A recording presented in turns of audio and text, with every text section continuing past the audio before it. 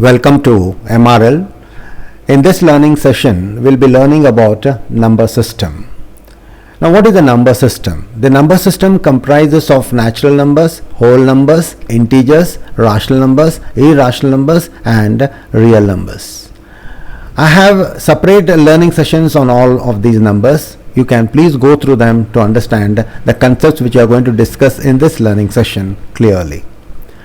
Now, when we talk about real numbers, it is a set of rational numbers and irrational numbers. Rather, it's a union of a set of rational numbers and irrational numbers, and it is denoted by capital R. Now, the real numbers set can be represented by a Venn diagram. This is a Venn diagram of real numbers. It is the union of rational numbers and irrational numbers. Both rational numbers and irrational numbers sets are infinite sets, and irrational number set is in fact a bigger, larger set as compared to rational numbers. Both are infinite sets. So please remember that. So this is a Venn diagram. Now, for understanding the concept what we are going to discuss in this learning session, I suggest you please go through the learning sessions on natural numbers, whole numbers, integers, rational numbers, irrational numbers, and real numbers. Their properties and operations are which are recorded as separate learning sessions and are presented to you for your understanding, so that the concepts which we are going to discuss in this learning session become much easier. Now, there are different types of decimal expansions. As you know, the different types of decimal expansions are terminating decimal expansions, non-terminating recurring decimal expansions, and which can be pure or impure, and also non-terminating non-recurring decimal expansions. So please remember that. Now, the decimal expansions represent different types of numbers. Now, the decimal expansions which represent rational numbers are either terminating or non-terminating repeating, and in that non-terminating repeating we have got pure recurring and mixed recurring. This is already discussed in rational numbers learning session, which is a separately recorded learning section. Please go through it. Now, coming to the decimals representing irrational numbers, they are non-terminating and non-repeating. Again, this is also recorded as a separate learning session. You may please go through it. Now, in this session, we will be learning as to how to find the types of decimal expansions of Q. Now, if you have a rational number p by q, we can divide p by q and get a decimal expansion. We can find out what type of decimal expansion it is. Is it a terminating decimal expansion or a non-terminating recurring decimal expansion, pure or mixed? But if you, without dividing p by q, how to find the type of decimal expansion of rational numbers is what is our study. And for that, the method is very simple.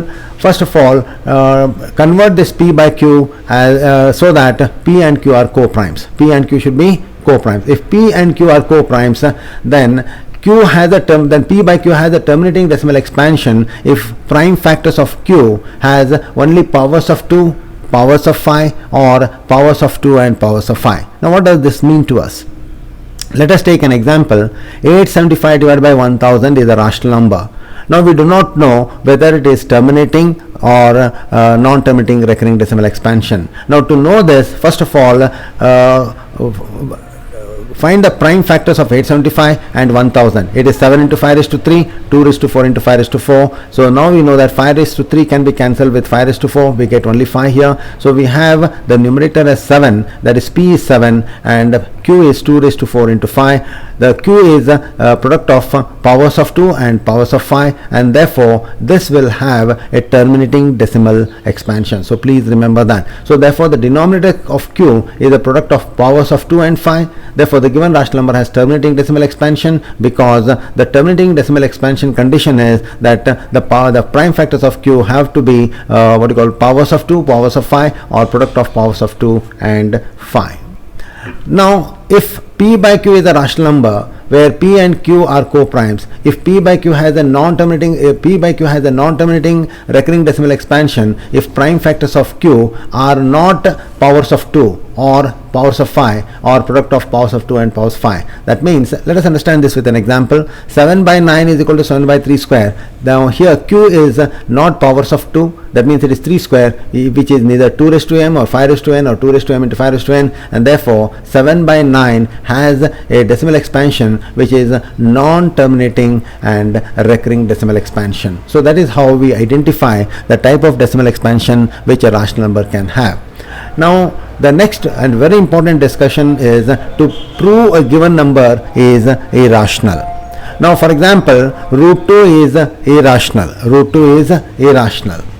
Now to show that root 2 is irrational, what is the procedure? Now there are two different methods. We have got method 1. The method 1 is find root 2 by long division method, that is by square root of you know how to find the square root by long division method. So find square root of 2 by long division method, and the decimal expansion what we get is a non-terminating, non-recurring decimal expansion, and therefore it is 100% irrational. Therefore root 2 is an irrational number. This is a direct method or method 1 of proving that root 2 is an irrational number. Now the method number 2, that is second method, is the contradiction method. This is a contradiction method. And what is this method? What is mean by contradiction method? In this method we prove that what is assumed is not true, and so what is not assumed is true. So what is the meaning of this? Let us understand that. Now to show that root 2 is irrational, let us first assume that root 2 is rational. See, please understand here, we have to prove that root 2 is irrational, but we are assuming that root 2 is rational. When I say root 2 is rational, then root 2 is equal to p by q, because p by q is a rational number. But p by q are not co-primes, so convert this p by q by dividing them by their HCF, we get co-primes, that is a by b, that root 2 is equal to a by b, where a and b are co-primes. Now squaring on both the sides, square root of 2 is square root of 2 square is 2 and a square by b square. Cross product, if you take a square is equal to 2b square, it means that a square here, if you observe carefully, 2 divides a square. See, 2 divides a square because the product means 2 divides a square, and also 2 divides a, that means 2 is a factor of a. Please understand this very carefully. A square is equal to 2b square. It means that 2 divides a square, or 2 divides a, or 2 is a factor of a. That is, let us take it as 2. Now here, in place of if I put it as 2c, because now we know that a is 2 is a factor of a, I can take 2c as any integer 2c which is a, and by placing a as 2c we get 2c square is equal to 2b square, 4c square is equal to 2b square, or 2c square is equal to b square. That means that 2 divides b square, therefore 2 divides b, or 2 is a factor of b. So now we have earlier proved that 2 is a factor of a and 2 is a factor of b also. A and b are co-primes. You see, we had when we assumed we had a and b as co-primes, that means a and b should have a common factor as 1, but we have shown here that a and b has a common factor of 2 also. We have proved that a and b have common factor as 2, which contradicts our assumption that root 2 is rational. So this is a contradiction, okay, and therefore this contradiction has arisen because of our wrong assumption. That means our assumption itself was wrong, what we assumed was wrong, therefore what we have not assumed is that root 2 is irrational, but we assumed it as root 2 as rational, therefore root 2 is irrational here. So this is what is the contradiction method of proving what we call irrational number as irrational. Now show that 5 minus root 3 is irrational. Again, this can be done by contradiction method. Let 5 minus root 3 be rational first. So 5 minus root 3 is a by b, a and b are co-primes here. Now taking a by b to the right and root 3 to the a by b to the left and root 3 to the right, we get 5 minus a by b is equal to root 3. Now simplify this, 5b minus a by b is equal to root 3. Now if you see here, b is an integer, a is an integer, b is an integer again. Therefore in the numerator we have integer and in the denominator we have integer. Therefore integer by integer, that means it is 100% obeys the definition of a rational number. Therefore LHS is a rational number. But on the RHS we have irrational. Now is it possible to have that rational number to be equal to irrational, which is impossible, and this contradiction has arisen because of our wrong assumption that 5 minus root 3 is rational. Therefore our contradiction is corrected by okay, taking that 5 minus root 3 is irrational, and therefore 5 minus root 3 is not rational but irrational. So that therefore we have proved that 5 minus root 3 is irrational. Now coming to the next important discussion as to what is a composite number.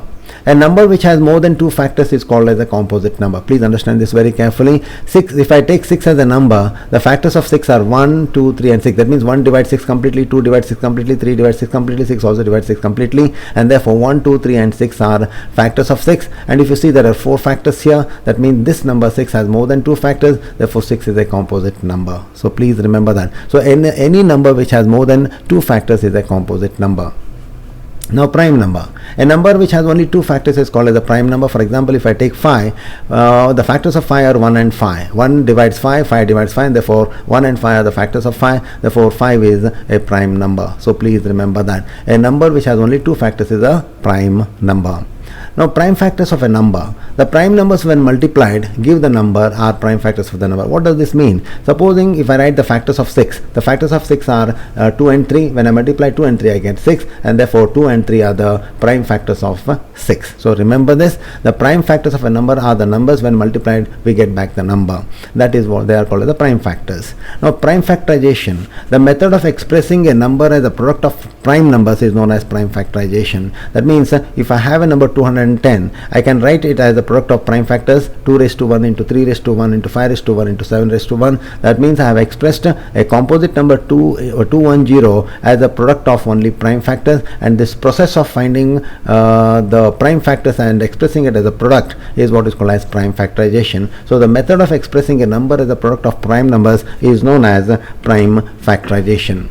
Now what is the method of finding prime factors? Very simple again. Take 210, divide it by the least prime factor, that is 2, then by 3, then by 5, then 7 until you get 1. So 2 into 3 into 5 into 7 are the prime factors of 210, and this process is called as prime factorization. So please remember, when we are asked to find the prime factorization of a composite number, start with dividing the number by the least prime number, then the next prime number, and so on until you get 1, and the product of those prime numbers is called as the prime factorization of the given number. Here dot means multiplication.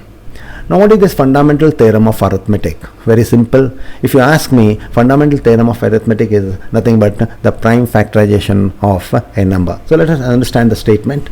Every composite number, that means every composite number, can be expressed as a product of prime numbers which is unique except for the order in which the prime factors occur. Now what does this mean? This statement means to us. So if you have a composite number, let us say 20, then the prime factors of 20 are 2 into 2 into 5. 2 into 2 into 5, that means 2 square into 5 is 2 raised to 2 into 5 raised to 1, and this is the product of prime factors for 20 which is unique. That means this product will not be possible for any other composite number. So 20 has a unique product of prime numbers, and the order can be anything. You can write 5 first and 2 square later, or 2 raised to 2 later. So that means order is not important. What is important is the product of prime numbers which is unique also, and the order is not important. Therefore we say if the statement of fundamental theorem of arithmetic is very clear. Every composite number can be expressed as a product of prime numbers which is unique, and the order of the prime numbers can be in any order. So that means it is not important. The order can be first 5 or next 2 or next first 2 or next 5. Generally the factors are written in powers and in ascending order. So remember that. And this theorem is also nothing but the prime factorization of a number. Now what is the application of the fundamental theorem of arithmetic? The fundamental theorem of arithmetic is used to find HCF and LCM of the numbers. Now how we do that?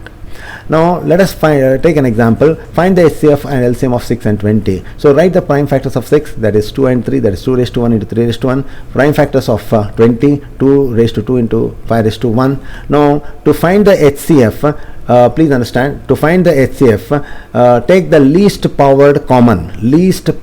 If you see here 2 raised to 1, 2 is common here, but the least power is 2 raised to 1, and therefore to find the HCF, take the least powered common. So the least powered common is only 2, 2 raised to 1 is 2, therefore HCF of 6 and 20 is 2. Therefore to obtain HCF, so HCF is obtained by finding the product of the least powered common prime factor of the numbers, and that's so simple.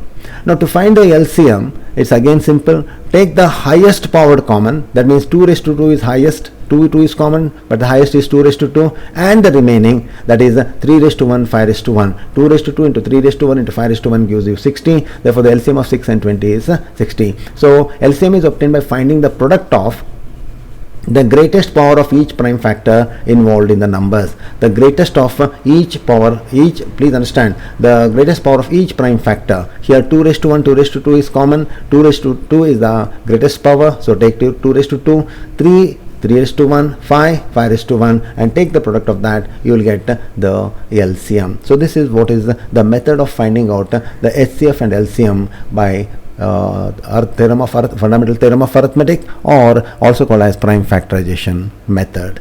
So again, go through these points which I have discussed, and what I suggest is please go through the learning sessions of the different numbers, understand them, and then go through these concepts. It will be more clear to you. And again, don't forget to go through or repeat listening to what I have spoken to you, and also to read what I have given you and write down in a book, scribble it in a book for your future reference. Thank you.